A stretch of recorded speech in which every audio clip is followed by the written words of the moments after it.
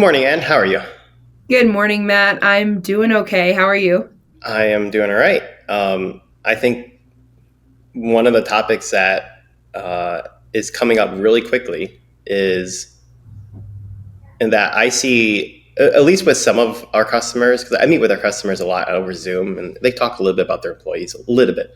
Uh-huh. And one thing I'm seeing is if you're a small team and maybe your lieutenant or your um, principal, we'll say developer or someone who is like really a key figure in your company, if they are just getting out of break and they're not burnt out, definitely not burnt out because they just had a long break, but they're just not able to kickstart into the gear five when you were in gear 4 or 5.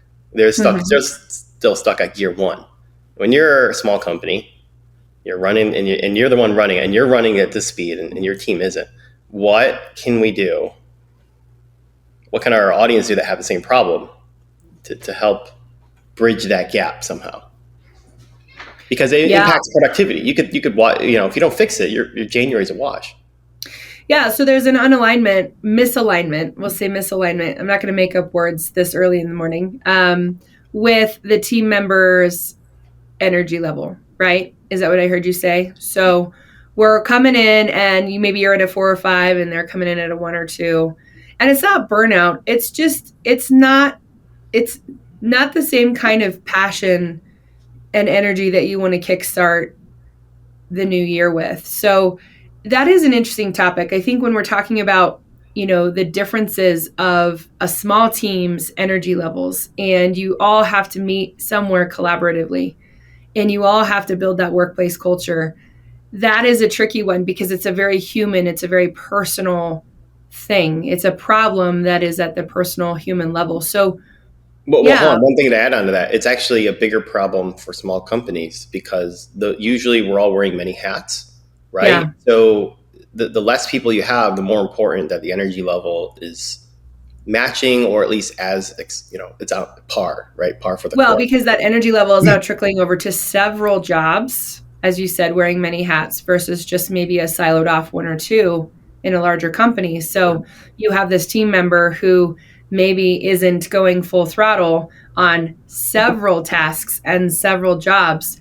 Um, for me, when I have, a small team in front of me, if we're talking about the culture and the work environment, you have to start with the person at its core, right? At their core. And so, as a leader or as the boss, I would actually probably take that person out to lunch or breakfast or coffee, and do more of a social connection Mhm. outside of the office and not even bring up the energy level as an issue, but more get really curious about what's going on in their life, right? Like personally.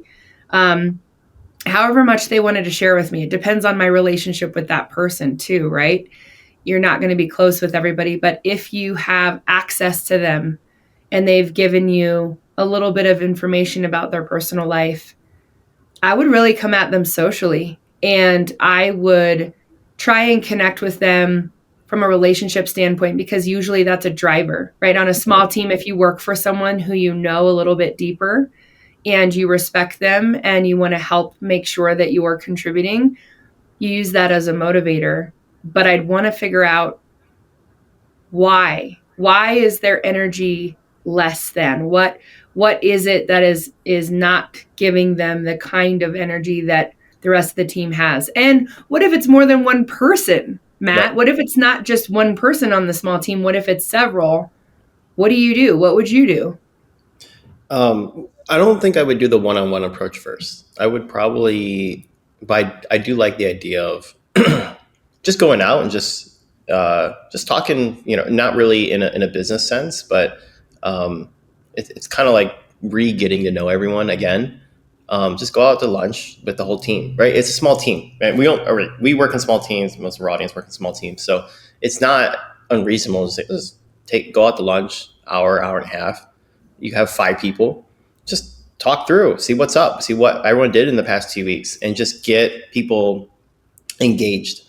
I think a lot of energy level just comes down to lack of engagement. Actually, it's actually less, at least like in my experience, when there's a pattern for it, like it's more than one person. It's just like people just need to engage again, right? If you imagine you just being at home and being with your family, you already know these people. You already predict everything. You're kind of like not in zombie mode, but you're just like coasting.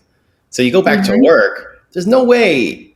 Very few people can switch. Like I'm gonna stop coasting, and then I'm gonna start like in this like high energy factor. It takes a long time for So a lot there of needs to people. be a moment where, as the leader of the ship, you are the one instigating the new energy level to Yes, bring it. I would. I Yeah. would say. Well, it's not. It's not my energy level, right? Mm-hmm. I can't give energy to people, but I can kickstart their own energy, right? That's really Right. what it is. So a social gathering, lunch is one way. Um, and I think social gathering just as an asterisk, like it doesn't have to be lunch; it could be other things. Yep. And whatever that is, I would just do it as a group. I don't like one on ones because it silos out other folks, Mm-hmm. and you know it's just weird, right? It's like, well, why are you having lunch with him or her and not us, right? That's Not true. us. Like, what's going I'm on? thinking about my team specifically. If I had lunch with one person, it would be okay. However, yes, it depends on your team, and you don't want to silo out, and you definitely don't want to leave people out either. I like your team approach, Yeah, getting everybody on but board. it takes the whole team to work. That's the whole system. So I want everyone Mm-hmm. involved, and everyone. You know, I'm not saying share everyone's dirty laundry, but if I know a few people are low energy, it actually benefits the other people who have high energy to help me kickstart it as well, right? It's a team thing. Right. Um, and in my team, you know, they kickstart me when I have low energy, right? They do it like in like I wouldn't say subconsciously, but it just happens. It's not like they're doing it on purpose. So you know, that's how I approach it. Lunch is one of them. Sometimes like even a meeting, like if you don't have time for lunch, say it's like a super busy, you're busy sales calls, just get on a call, 30 minutes. If it's everyone's remote, just go on Zoom. If everyone's in person, do like all hands. Be like, here's our, Mm-hmm. you know, here's some goals. Like just say like right at the beginning, like here's why we're meeting, and then you finish it early and be like, oh, you know, we have some time left over. You know, let's just see what everyone's up to. What's everyone's goals this year, right? Mm-hmm. Just be in their corner for a second and just see what they're interested in. Um, I was going to say, what if your team is virtual, and Same what thing. would You you can still do? do the same thing. Like Yeah. just it sounds a little cheesy because like why are we going on Zoom and just talk about us? But Yeah. you you do it. You could do it in a humor in a self like you can do it in a humorous way. It's like you can just bring up story, you know, your own stories and see how it propagates in these conversations. Right? It's just talking, You right? And know, another thing that I actually witnessed my husband's company doing for everybody when they did kind of a remote, it wasn't like a holiday party, but it was kind of a team connection. uh-huh. They ended up sending everybody a gift card to Uber Eats. And they said, hey, we want everybody to order themselves any lunch that they want. And then we all have a virtual team lunch meeting party thing. And it was really social. And I've also seen other companies do it where they send gifts or a gift basket or something like the day of this gathering that's going to be remote. So you're still getting something in person, you're still getting a gift, or you're still getting a meal purchased for you, but you're all collaborating virtually. So that could be something that you do as well if your team is not in person. So you can still say, you know, thank you, or I've got you, or I want to, you know, use this gesture to make you feel cared for, and let's connect to start the new year. Yeah, I think actually now a pattern emerges from all these things, right? At the end of the day, it's just the top of the person at the top of the company needs to show appreciation to the team that helped get to that point of wherever they are in the company, right? Yeah. Some people is you know you work a lot of companies that are small are working really hard. It's very hard to fit in times of or moments of appreciation. It's not like no one's unappreciative. It's just sometimes hard to find time to be appreciative. So when this happens, I Right. think one signal is like, hey, look, we got to get out of like hardcore work mode and we got to get into more of like people need to know um, people don't even know why this is important, but because of knowing why it's important, they need to show how every member is a key piece. And if those folks don't understand themselves that they're a key indicator or they're like really important, that's I think that's a big motive. That's a big motivator train. So I think the leader kind of going in, the founder, whatever, just going in and just really making sure the team feels appreciated. And then if Yeah. and out of those conversations, if there's maybe something really a real issue comes up, that's fine. You can address that. But I think it starts there. Is like show your team that they're appreciated, and then if there is a real problem driving something, they'll propagate itself up because now everyone Mhm. it's kind of like an open the door's open now. Yeah. Yeah. This brings up a really silly thought, but it's somewhat relevant in family life. And I was reading something from this therapist that said how important it is that children see photos of their families all over their rooms, so that before they go to sleep, they see a strong foundation or a team that they are a member of. They're a part of this. And that identity is so crucial when children are growing up. And it's somewhat similar when you're an adult in the workplace and you're a part of this team. Your work life almost becomes this team of a second family. You spend so much time with them, you communicate with them, you collaborate with them. And I think it's really important that we as leaders do what we can to make them known, and to make them known with everybody else on the team of their place in that team and Mhm. how important they are to that foundation. I think And it's. I think this is where everyone varies because, like, I know business owners who are definitely their business is for sure a second family, and then I know other business owners that is not true at all. But both mm, situations have very happy employees. mm-hmm. So I'm not quite sure if I'm not. I can see that the correlation between Yeah. like kind of what you're saying with seeing family pictures and putting them in the room for the children, and then saying maybe something identical in the workplace. But I think work is only 1/3 of most people's lives, right? Right. It's not that big of a. They need it to support their family, right? And if you kind of think of it, it's not necessarily a second family; it's a tool to support their primary family, and that's Mm, where like we're a that. little different, right? Because like some people do treat it as a second family, but you know what? When you treat it as a second family, you also get emotionally hurt when things don't go well that have nothing to do with family, but have everything to do with business, right? Yeah. And that's where things get a little dangerous. Like you have a double-edged Mm, sword with that situation. yep. Um, but yeah, it's hard to see. Yeah, I do agree. There needs to be some aspects of like check-ins with folks of like, hey, you made it to this point. But at the end of the day, I find it much easier just saying like, hey, look, here is either a bonus or here is a raise, and you do it out of the blue when everyone feels like like this is needed. I wouldn't say deserve it. I would say this is needed. Yeah. And because sometimes, and that token of appreciation pretty much trumps everything else. Yeah. If you can't do that, you have to make light of you have to kind of lay the land of the situation with them. But like that's the easiest one because at the end of the day, that will be able to support the things they really care about, and that makes them basically, the mood, the energy goes from here to here. Mm-hmm. Hmm. That's why So I you're don't figure the trying to second jump family. ahead of them not asking for a raise or a bonus. You're trying to jump ahead of that and give it to them, saying this is Oh, needed. absolutely. Yeah. And I know not every situation you can pull that off, but like anything, really anything can work on that. You know, we're, I think if you're running a business, it's especially if you're a founder, it's very easy to sacrifice some of your own wages. If you're really stuck on cash, sacrifice some of your own wages. It's not that hard, Yeah. right? We already take all the risk anyway. Like sacrificing a little bit is not that big of a deal to make someone else's day a little bit happier. Yeah. Um, yeah. So that's how I see business, right? Yeah, it's The not. antithesis of big corporation executives.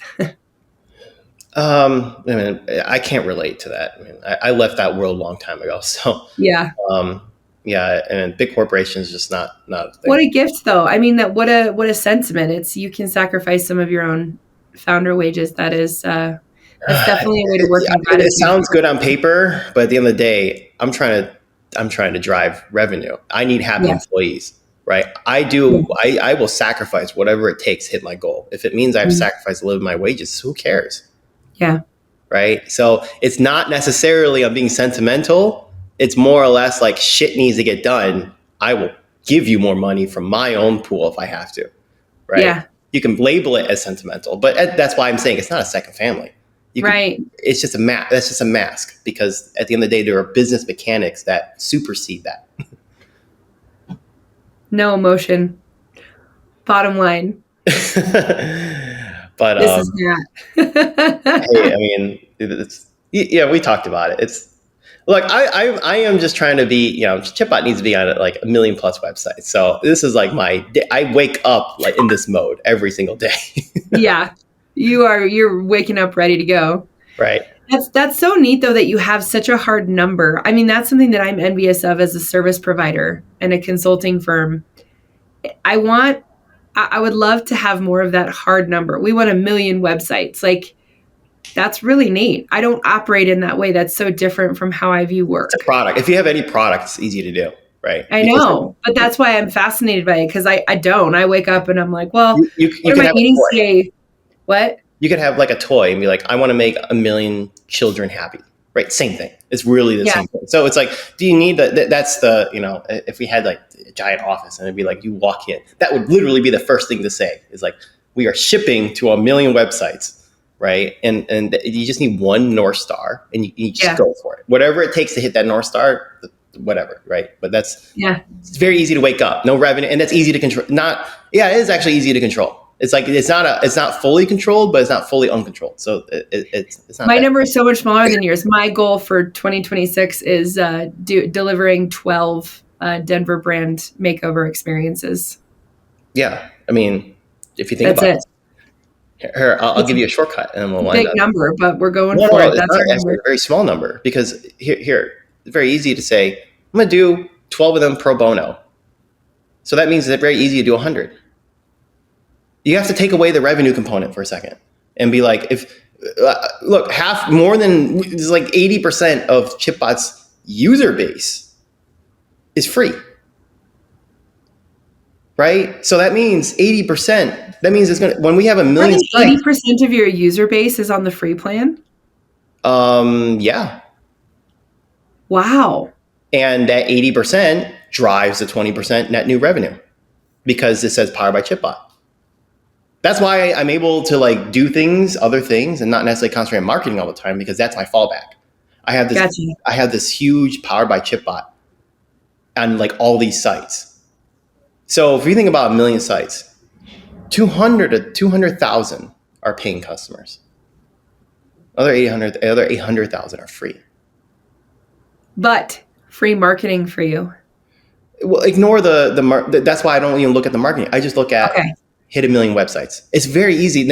Everything it just melts away. If I have 1 million, say I have no customer, like zero everything, but I have 1 million websites. They all say powered by Chipbot. I guarantee I'm going to make one new customer every single day, starting from zero, just with that alone.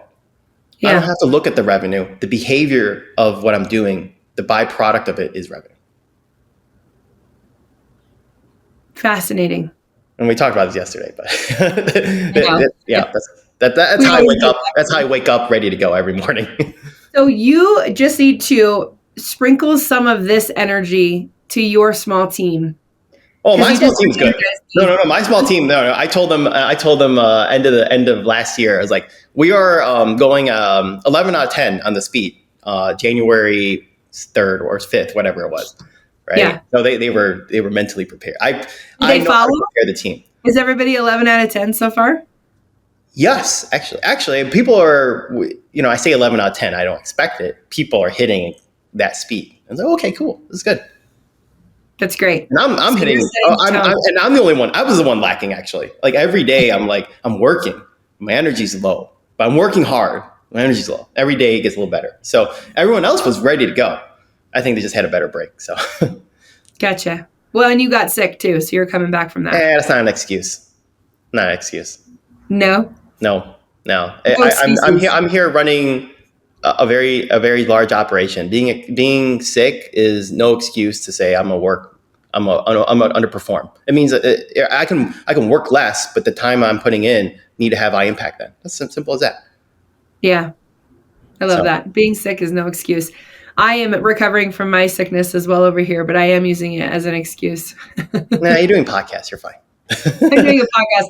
I shipped so much yesterday. I had a great day. So it's not an excuse. It's just I'm going to show up, but my energy isn't as high as I need it to be, which is okay. All right. Speaking of shipping, I know you got things to do right after this. So this is a great conversation. Yeah, I want to hit on more on the psychology in the future because I think there's more to it than just social gatherings and showing appreciation and giving bonuses. I feel like there's more to it. absolutely. We got to like kind of, we'll have to find a guest that has this problem and never solved it, and they'll give us a real challenge for us to talk through it. So I would love that. I was just thanks, thinking Ann. that. This is great. Yeah, We'll see you next time.